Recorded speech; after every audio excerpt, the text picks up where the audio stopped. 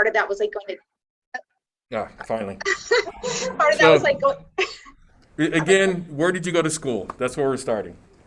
California State University, Sacramento. Okay, okay. Yes. But you're saying you had a big journey and kind of Yes. navigating life and I was going to say it's a lot of community college before that, but yes, I okay, ended up graduating from California State University, Sacramento, okay, junior school psych program. okay. And we're big into community college. Which community college did you go to? So it started in Orange County. It's called Saddleback Community College, and then I moved Yes. to yes, and then I Yeah. moved to Northern California. I went to Columbia Community College, not Columbia College, but yes, it's up That's all in right. like You didn't have to Yosemite break that area. down. I moved to Sacramento and went to Sacramento State. Okay, okay. Yep, yep. And you stayed there and did your school psychology program there. I did. I Yeah. did. I Yeah. had a wonderful program there. Okay. Dr. Steve Brock was my Hmm. professor, and yeah, he's just he's a rock star. He's one of those rock stars too in our Yes, he world. So is. He is. yes, um, So Steve Brock was the former president of the California Association of School Psychologists, but also the National Association of School Psychologists. So we have a few of these kind of former presidents of the National Association walking around California. Not there's a few of them, not a lot of them, but Steve's one of them, and he's really passionate about the program up there at Sacramento State. So yeah. yeah. So when did you know you wanted to be a school psychologist? I think I really didn't know what it was, as many of you. I don't know if everyone knows really what it means, but I went to school for many different things, but I ended up doing psychology as my undergrad. And then I did an online assessment of like a personality assessment, and it came up with school psychology. And then so I decided to interview a local school psychologist at the high school, like ask them what do you do? What does that look like? And I think he underestimated just the role of what we do. And he was like, well, we get summers off, we help kids. It sounded really great, Yeah. which it is, but a little bit more than that. But yeah, that's what got me interested, and I applied for the graduate program. But I definitely wanted to work with kids, and I wanted to be able to work where they are at. So that was kind of really interesting to me. Okay. Yeah. So we mentioned professional organizations like NASP and CASP. How did you get involved with these organizations? Like, did you start at the affiliate level in San Diego? Did you start as a student? How did you get involved? So because I was up in Sacramento, I lived there for 15 years. I was by CASP, which is our state organization. Um, and what happened was I worked in a district and I was pretty burnt out, and I had another colleague that was like, I see leadership potential in you, and I think like you being involved with CASP would Mhm. really help you grow as a leader, and also grow like your burnout, to Mm. kind of connect with other people. So I started as region rep, which is like a thing, and it was part of the state organization. That was my first like introduction to being part of a professional organization. So you Yeah. just got like right on the board? I mean, you get elected, and Yeah. yeah. But the person that kind of said that I might, kind of got me interested. She was already part of the board before. Okay. So yeah, yeah. Yeah. That's how, and then they started to say like if you wanted to do advocacy work, or because I was right by the Capitol and lived up there, that felt, I was there in Sacramento, so that felt easy. All right. So do you still keep in contact with this mentor? I do, just through like a friendship, right? Yeah. Because Yeah. yeah, she really changed the game for me, because being part of a professional organization literally changed my career. It changed Mm. how I felt. It changed like me feeling connected and actually loving the job again. It has given me jobs. So when I moved from Sacramento to San Diego, like I had a job in like an hour, literally. Yeah. I was at the CASP like retreat, and like Mhm.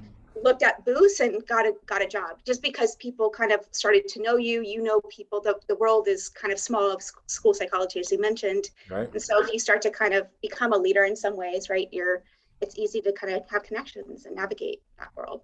Mhm. Okay. So, I'm going to ask you about the challenging part of the job first, because you mentioned kind of being burnout or frustrated with the job. What do you think are some of the challenging parts of the job as a school psychologist? I think with all people that kind of go into jobs where they want to help, There's that expectation that you have that you're going to change the world, or you're going to change the school, or you're going to change, the families. You're going to do good. You're going to go in there and, you're passionate and you're eager and you want to help. And that doesn't always look like what you thought it might look like. And so this like the expectation of what it will be, and then this what it actually ends up kind of being, there's this disillusionment that you have, in addition to just holding people's trauma. Like the stories that I worked in a district with a lot of needs. I worked in juvenile hall. That was my very first year. So just hearing like the things that kids and families went through was a lot to hold and to navigate. And then also feeling like, what am I making a difference with just, these like assessments and things like that? Does this actually play out and like make a difference in a kid's life, which it does. But in the first few years, it doesn't feel like you're like trying to just kind of play whack-a-mole is what it feels like. Of fires and constant fires. And you had all these dreams of what you're going to build, like this beautiful system and create these structures. And it is not that. It won't look like that. It is messy and chaotic. And that's kind of what you end up knowing. But at the beginning, it can be really hard to like have that expectation of what it really looks like, not match. Yeah. So you mentioned kind of building something or making something. In that sense, I'm thinking about what's your favorite part of the job, and maybe have you been able to kind of still move towards that in a certain trajectory? Yeah, I think my favorite, there's a lots of favorites about the job. There's the smaller moments, right? But I definitely, because of kind of being burnt out, what I wanted to do was change things on a bigger scale, so that not only would it be easier for me, but for others, for other school psychologists as well as other teachers, families, like the educational system is what I realized. Like, I don't want to play whack-a-mole. I don't want to feel like that. Things need to change at a systematic level. So I think my favorite part is kind of being able to facilitate other people's ideas and strengths and coordinate them together so that we can make a change, because it's not up to me. I'm not actually the person that changes anything. And I had to realize that and let my ego go, that like, if you keep that with like, I'm going to change this. You're going to be defeated. You're going to be burnt out.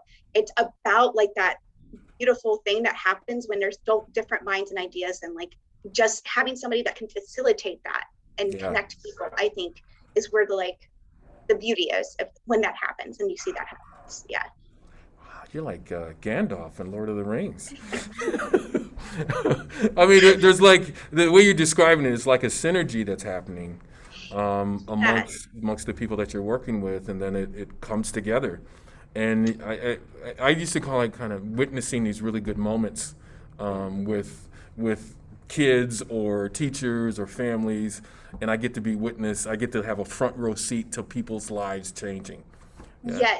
Yes, and whether that's in an IEP where that synergy happens, right? And it's just like that one little meeting, and you see it happen, or like this big kind of coalition meeting where there's multiple minds, or even a convention, right, where the energy is just high and everyone's kind of passionate about the same thing. Right. So, do you have advice for any graduate school in general? Like, as students are thinking about going to graduate school, what's your advice, and kind of how did you get into graduate school even? I feel like with psychology, you kind of have to, if you want to like actually have a career that pays enough, and that's the reality of it. Honestly, like, it changed my whole life, and I feel so honored, and like that's something that gives me a lot of like fulfillment, that like I did something really hard, right? Like you did it and you're done with it. So it's hard when you're in it. There's lots of work, but it is so worth it in the long run.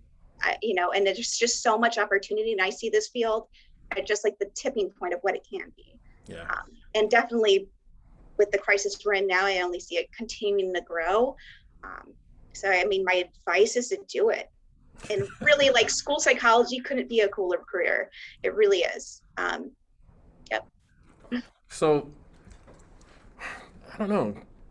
School psychology. Why should a student consider school psychology?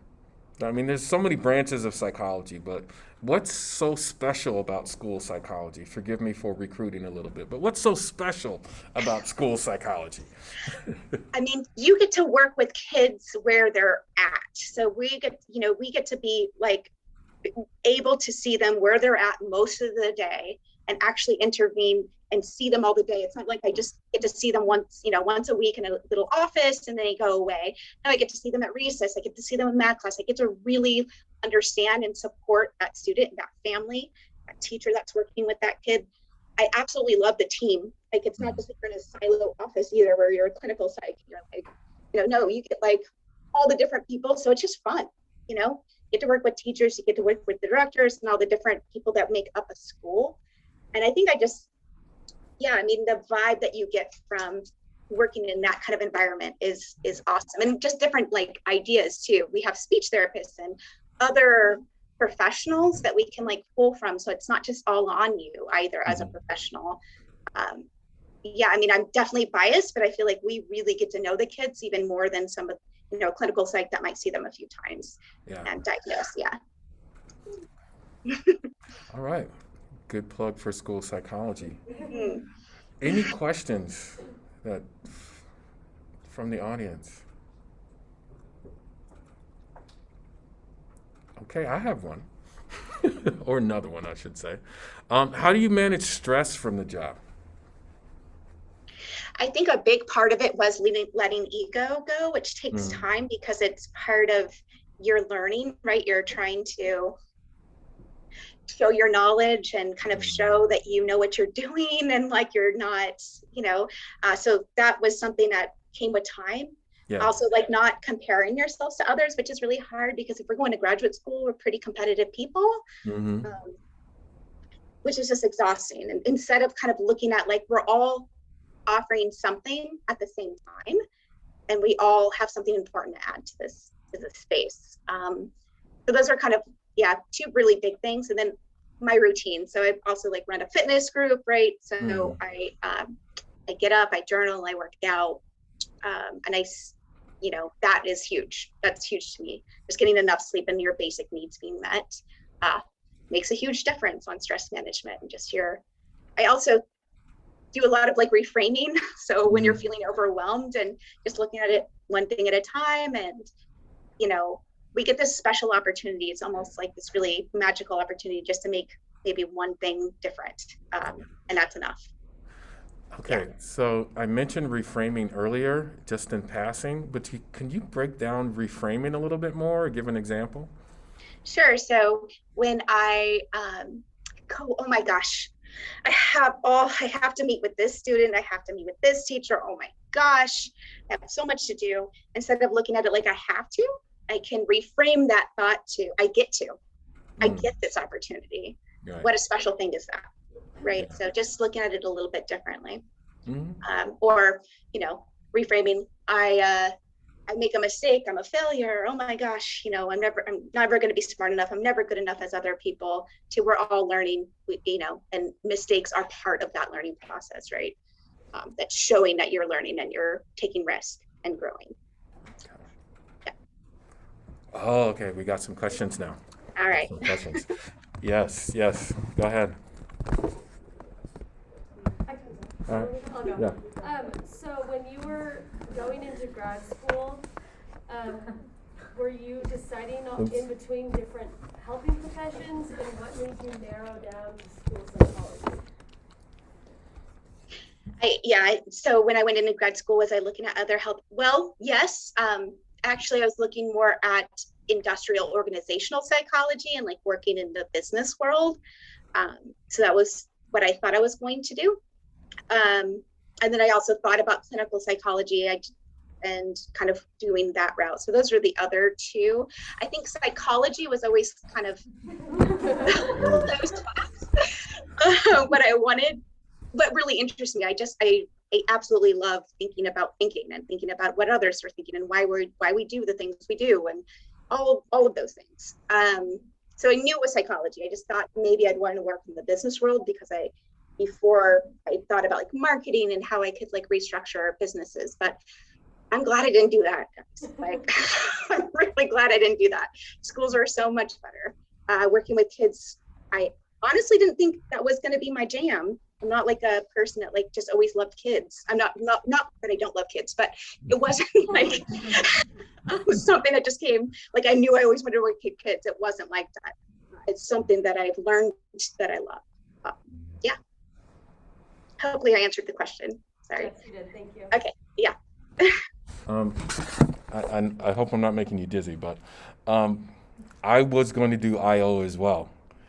I had two professors who were doing industrial organizational psychology in undergrad, and they had me on the way to either doing clinical or IO, but I worked with some kids on campus teaching gymnastics, and I was like, I kind of like working with kids. I didn't know it. Right? And it's okay to say that you didn't know it, but eventually when you write your graduate school application, you'll clean that up. Yeah, you'll clean that up. Love kids, absolutely number one passion. All right. There's a question over here, and then we got one over here. So considering you're working with kids, I'm sure there's usually more than one idea of what's best for them. Like if you have to talk to their parents or talk to teachers, how do you kind of keep the focus on what's best for the kids versus what the families or instructors feel is best for the kids? That's a really good question. So when working with the kid, kind of like, obviously there's going to be different opinions, right? From teacher, from parent, and your own opinion of what you think it might be best for the child. So how to navigate that? Is that what, yeah. What you'll learn if you do go to grad school or whatever, that, is like your clinical skills, really listening and getting the input from the parents and from the teachers. A lot of times I notice what they will first say maybe is not really what they want. So I think there's a skill to kind of really getting to the core of what the needs are from the parent, from the teacher's perspective, and what they're really wanting to, like, if we all agree on the needs, and typically we will, at some point, once you kind of are able to talk with the parent or able to talk to the teacher, and you, based on your opinion, say you were all seeing this kid is struggling with reading, or this kid is struggling with emotional regulation. Like, if we all can agree on the need, we might not all agree on the approach, and that's okay. That's why there's a team. And we're going to try different things, and there might not be one fix or one answer. But as long as we continue to like build trust and relationship with each other and constant communication with each other, so even if we don't agree, we can work together, and that's okay. I have definitely always like really kept in contact with the parents and families and teachers for that various reason. And like, not only after you do the testing, but after, like, how is it going? How is it working? So I think just really like at the core of that is relationship building and your like clinical skills that you'll learn on how to like listen and really get to the core of what people are sharing with you. It honestly doesn't happen that often where we disagree. And I think you would think that, and of course it does, but oftentimes we all kind of want the same thing. I mean, the parents just want their kid to be okay and safe and happy and healthy. And so do we. Thank you. You're welcome. I was also wondering if you have any like experience working with school counselors. I know you're like the school psychologist, but I was just wondering maybe what that like psychologist to counselor relationship might look like. Sure. So right now, I'm in year 2 of creating a new, like helping create a new mental health program for 16 schools. And school counselors are, there are a couple of our schools that have a school counselor, and they're part of what we meet every week as a mental health team meeting, and our school counselors are with us. I mean, we're like best friends. So that relationship is necessary because we're all supporting social emotional needs for the school. They also help with our multi-tiered systems of support. So we're designing that with the school counselor and the school psychologist together. And then right now, as a clinical supervisor, because with my license, I can supervise, I'm supervising 2B school counselors that are like working on their LPCC and school counselor credential and license together. There's some grad programs where you can get both. So yeah, definitely work together. Okay, awesome, thank you. You're welcome. They just have to do the as much assessment or testing. So, amongst school psychologists, there's kind of a running joke with, we usually have a family member who thinks we're a school counselor, and they can't quite accept that we might be a school psychologist, or because they don't care. I have family members who still think I can get their family into college because I'm a school counselor. No, I'm a school psychologist. Very different kind of thing. We talked about some of the differences between those, for Okay. sure. But Money. yeah, I mean, that's a big one. yeah, we do earn a little bit more. Earn a little bit more. Yeah. Yeah. Oh, another question. Awesome. What does a typical day look like as a school psychologist? And what are some of the tasks that you have to carry out throughout a typical week? That was a great question. So kind of like a typical day of a school psychologist. Well, you're going to have like the testing. So students that you're going to be testing for special education. And so you might have a few that are kind of scheduled throughout the week. So you might have like that kind of in your calendar. So maybe an hour of your day, or you might actually kind of be in a classroom observing that student, or pulling them for like one-to-one testing, or calling the parent to kind of get their input. So all of those pieces kind of being part of that assessment piece. You might also be meeting with students either in a group counseling setting or one-to-one for counseling. So you'll have students on your caseload that you're meeting with for counseling services. You might have an IEP meeting or a student study team meeting to attend.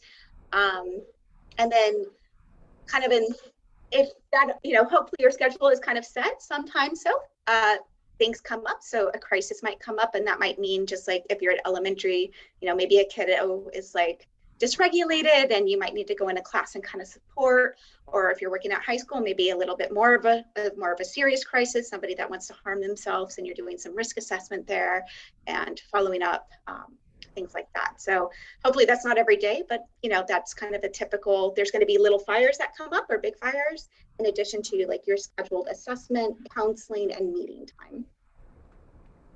Yeah. Thank you. Hopefully I got that right. Yeah, do you find yourself like doing a lot of assessments? Like, do you find that takes up a lot of your time, like writing the assessments and going through IEPs and stuff? So right now I'm not in that role anymore. So you can definitely transition different. Like I don't do any assessments right now.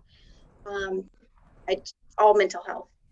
But when I was more like in a typical psychology role, I would say that maybe 60 to 70% of my time was like the assessment, IEP, that part of it.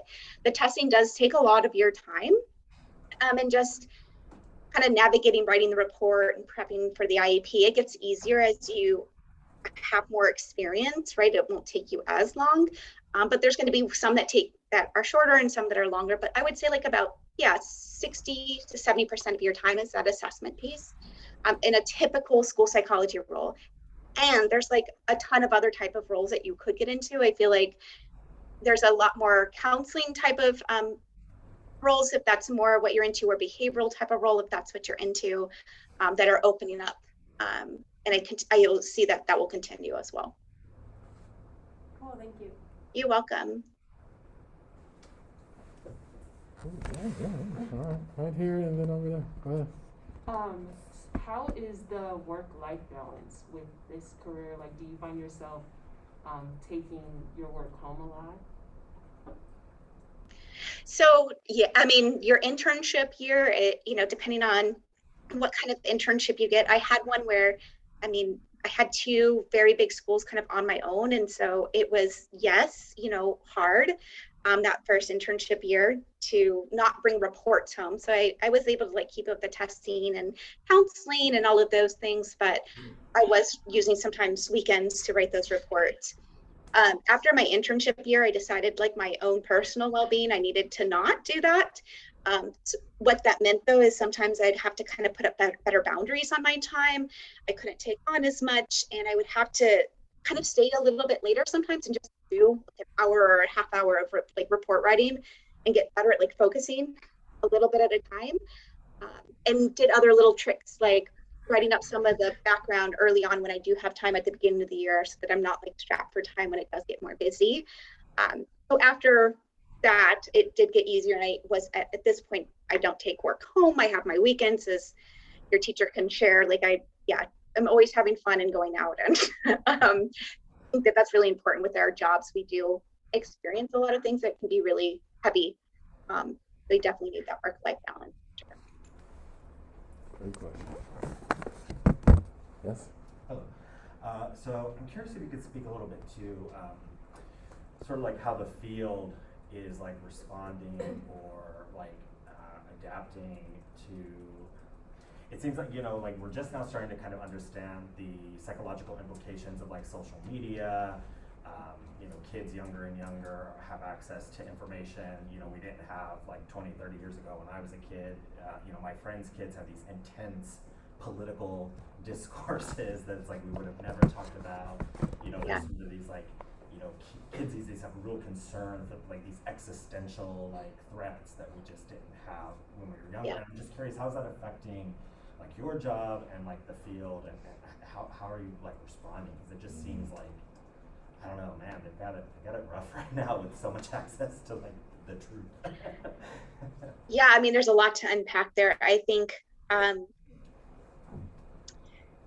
there's definitely an increase in mental health needs, although I've seen that trend since I was in the field, to be honest, and maybe that's just also my lens, like noticing more.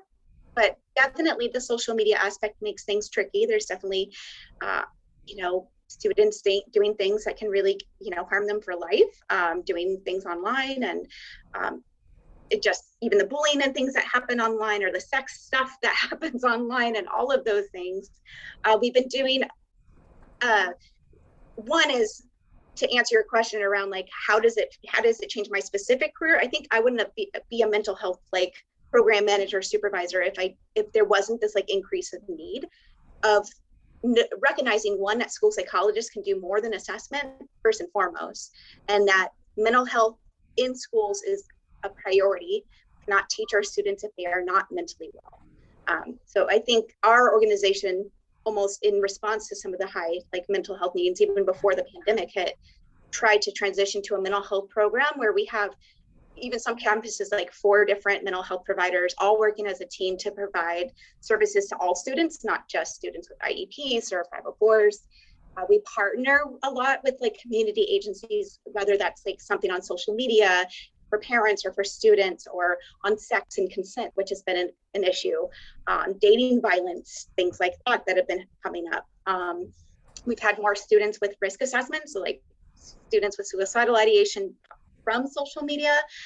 So we partnered with like other San Diego Youth Services to come do more suicide prevention work. So that's kind of seeing the impact, is that we need more prevention, and we need more psychoeducation. Really, these kids don't really understand the implications it has for them, like on their own well-being, and honestly, even just legally, in the long run sometimes. Yeah. Thank you. You're welcome. I don't know if I answered all your question, but that was a big question. No, so much. Yeah. All right. Yeah. Oh, that's a great question and answer. Man, you guys got in. All right. Anybody else? Okay. Yeah, go ahead. Oh, okay. Man, this is so good, Misty. Thank you. You're welcome. Thank you. How can folks follow you on social media or anything if they need to? Yeah, definitely join our Life and Times of a School Psychology page. Not only will you be connected and see just like the conversations, there's a file section that has tons of resources and things like that. So definitely check that out. You definitely need connection and support in the field. And there'll be more to come from that. Working on some websites and things like that. So we'll see. Cool. Yes. All right. So I'm just sharing that for folks up here. Life and Times of School Psychologists. Follow there, especially if you want to know more about school psychology. but also, let me move that over so you can see it, I can see it. But also, I would say, take a look at the National Association of School Psychologists. Right? The California Association of School Psychologists has some good info, but it's mainly about the profession in California. But the National Association will get you even more direct questions about the profession itself of school psychology and the range of possibilities for the profession as well. But they even have specific like videos and other things that go directly to what a school psychologist does, how to get into a graduate school, even the list of graduate programs that are accredited by the National Association of School Psychologists. Those are the kind of programs you want to go to, in that you're more likely to get either credentialed or have licensure depending on the state that you're in. 34 states require NASP approval, right? And that you pass the National Praxis exam for school psychology. So it's worth it to spend some time taking a look at that. And I would say this for any graduate school, looking at professional organizations that can help you with that. Definitely. Yeah. All right, let me stop sharing here. All right, any final thoughts before you head off to go have some more fun? Because it looks very sparkly there where you're at. I am very sparkly always. Very festive. No, I mean, if anybody, you could also share like my email. I don't mind if anybody Okay. had like a specific question they felt uncomfortable asking in this space. Yeah. I'm definitely honest and direct around like what it is, what it's not. So, but Mhm. it is a really great career because of the flexibility, and that's it. Yeah. That's it. All right, cool. Well, thank you. You're welcome. All All right, right. you got a whole round of applause. All right. See you soon. All right. Bye, everyone. Bye. Thanks.